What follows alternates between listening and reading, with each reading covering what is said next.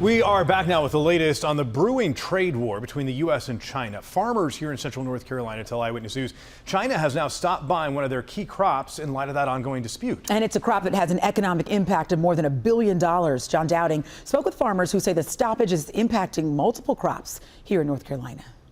You are looking at 28 acres of soybeans ready to be harvested right here in Johnston County. These soybeans are used for a number of purposes, but farmers are concerned here in the Tar Heel State and nationwide, as one of the largest buyers in the world is looking elsewhere to purchase their soybeans.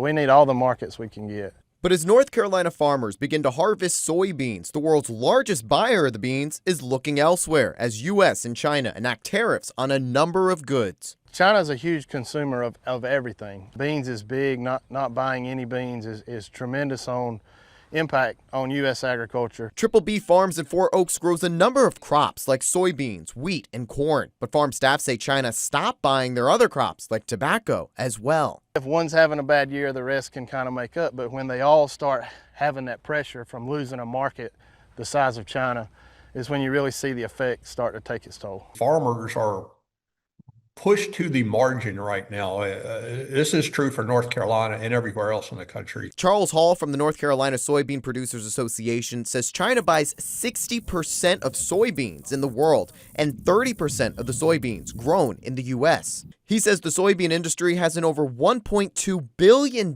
economic impact in the Tar Heel State. But as China now turns to Brazil for its soybeans, Hall says local demand for soybeans can help North Carolina farmers. That's soybeans that we're after. We're relatively protected because we have such great customers here in North Carolina. We have pigs and we have chickens.